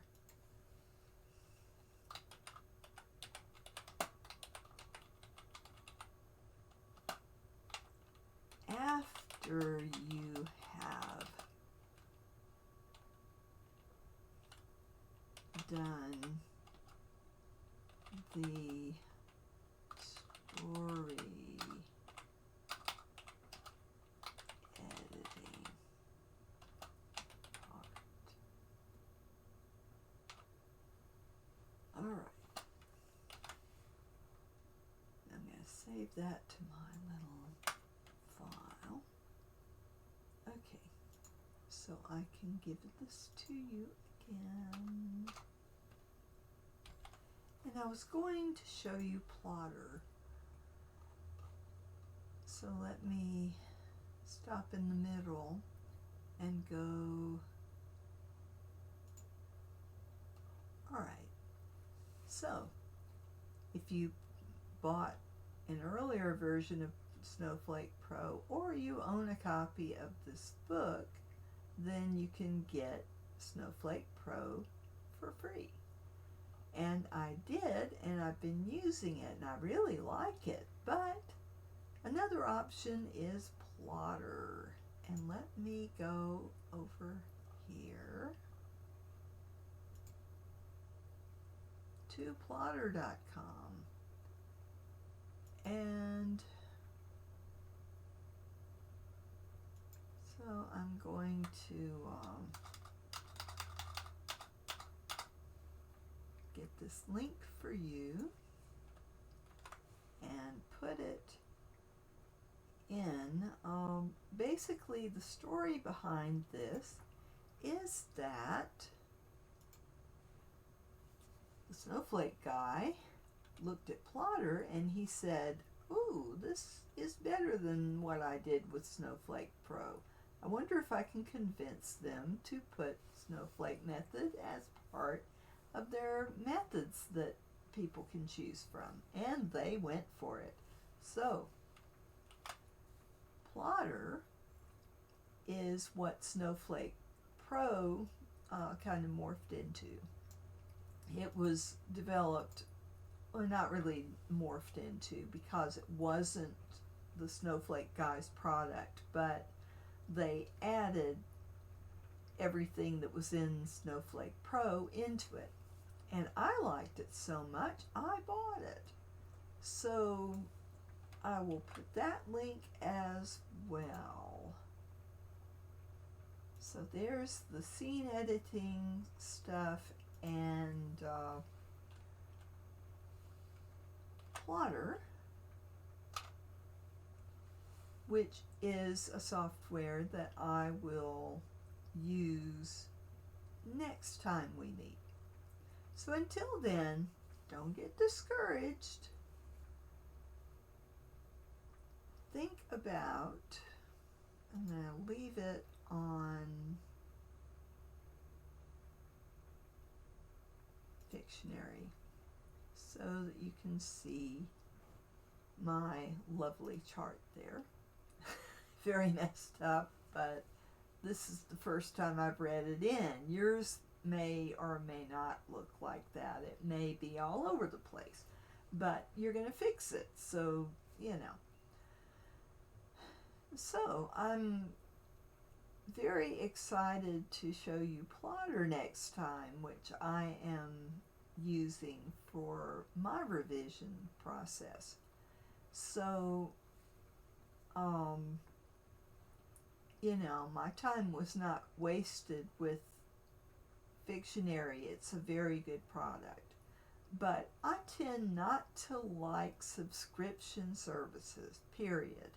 I really would rather have a software that I can buy and put on my computer and use forever, which Plotter has it both ways. Plotter, you can subscribe, but you can also get the lifetime license, which I did for $99, and I think it was money very well spent. So I am going to be using that. And the nice thing about Plotter is once you have the story worked out, it's only for looking at the top level. So it is for your top level editing. So there are 3 layers to your editing. There's the story edit, or the developmental edit, as editors will call it, where you look at your plot, you know, are there holes in your plot? Is it working? You know, has it got a structure where you've got your pacing right? And I used to just think that I was too dumb for all this, and oh my heavens, it's a lot to learn. 3-act structure blew my mind, and that's not even half of it. But what's neat about having a software like Plotter or like Snowflake Pro is that you can think it out bit by bit. It makes it in little manageable chunks for me.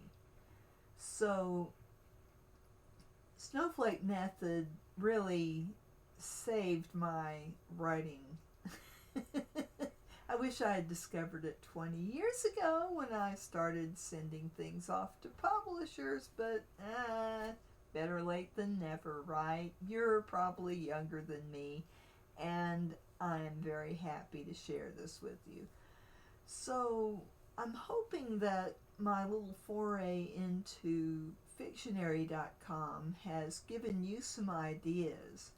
And there are other softwares out there. I don't think any of them are as good as Plotter, although a good runner-up would be the Typing Chimp. And I will probably mention that next time too. Typing Chimp, and let me give you a link since I'm mentioning it. Typing Chimp is a little different than both of these. It is also a top-down kind of thing where you're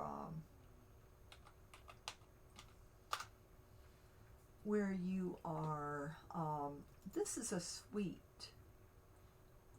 So basically you have Typing Chimp Character,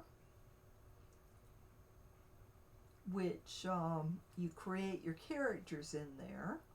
Typing Chimp Story, where you do your outline, and Typing Chimp World, where you do world building. The neat thing about this suite is that you can tell it, okay, you answer a few questions, the story part. You answer a few questions about your story, and it will generate a 3-act structure, a 7-act structure, or various methods. But basically, I use the 3-act structure. It's nice to have that, and you've got a very generic plot, and you can do generate now, and if you don't like that one, you can generate another one until you get one that sort of fits your story.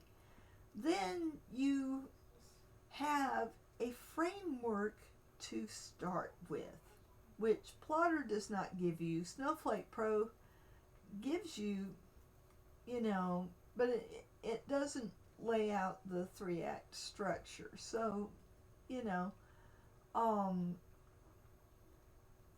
I think that I'm going to use this working together with the other stuff because I can, the neat thing about Typing Chimp Character is you can actually generate a character profile based on a mental illness, and it tells you about that mental illness so you can write realistically about it, how it will affect how the character relates to people. It even has a relationship generator, so you can have an interaction between that character and one of your other characters and have a few general predictions to help you jumpstart your characterization. So I like that about it. So I did get it. I did.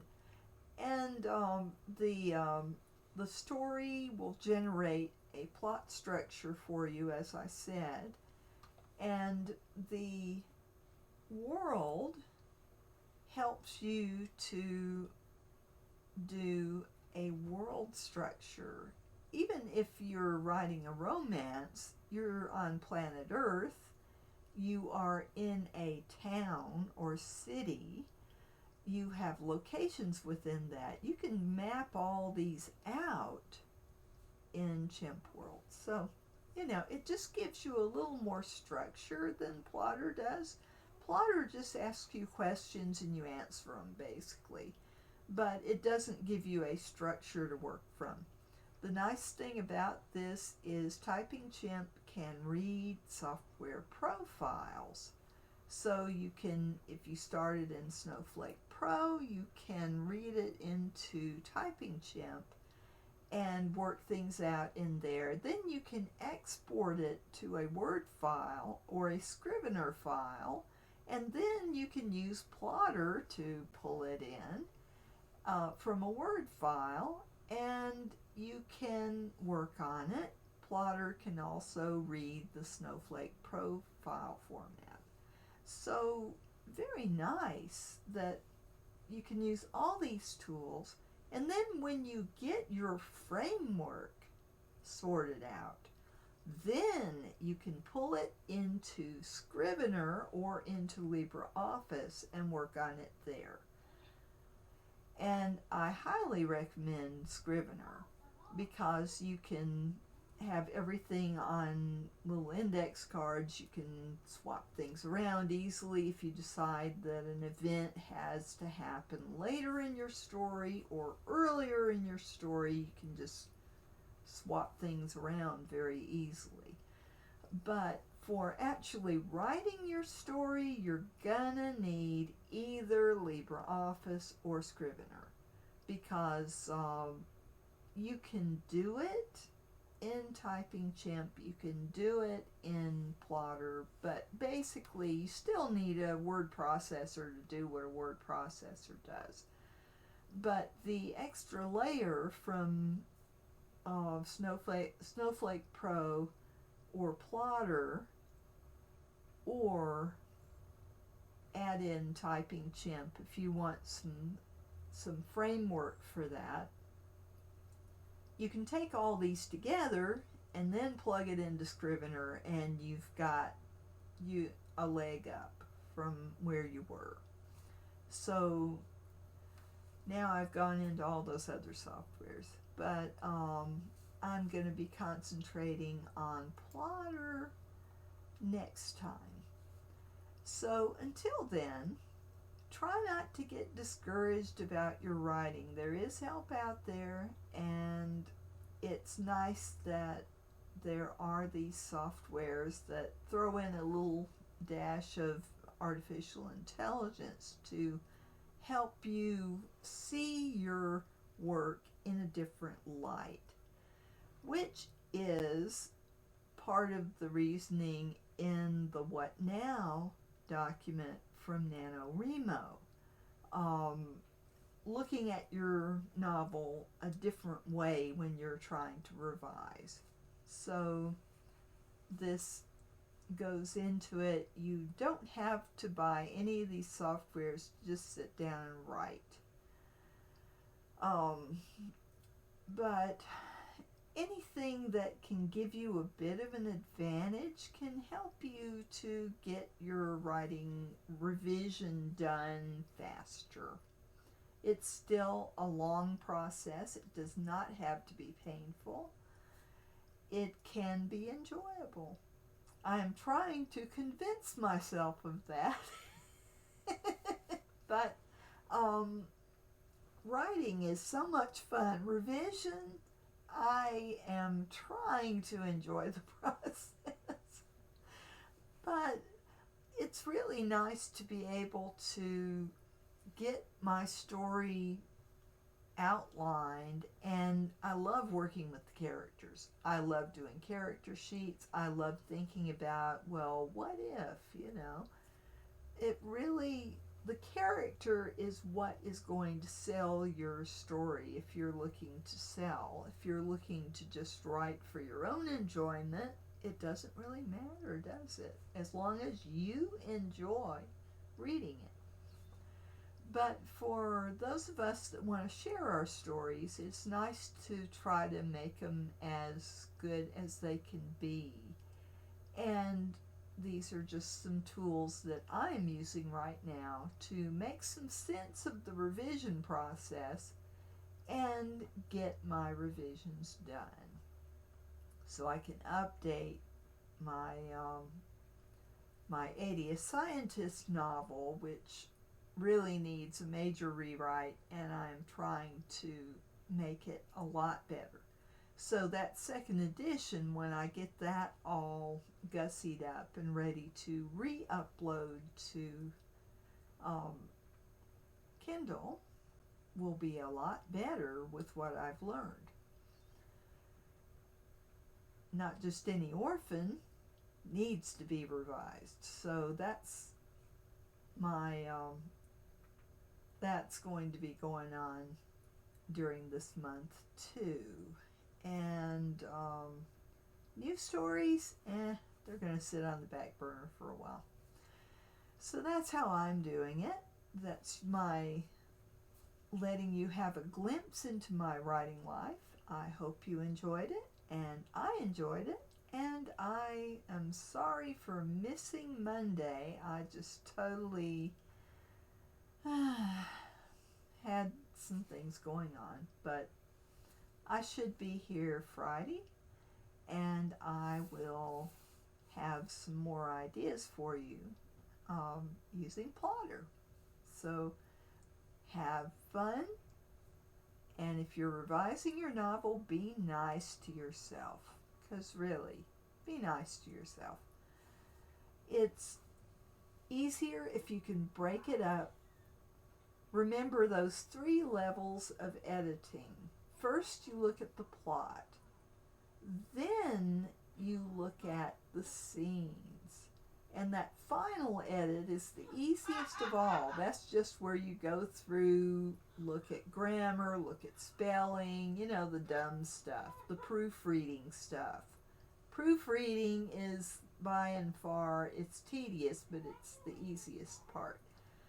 But if you can get that plot right, then you get your scenes right. That's the second level. Then you go to your editing for style, your, cutting down the he said, she says, looking at spelling and all that good stuff.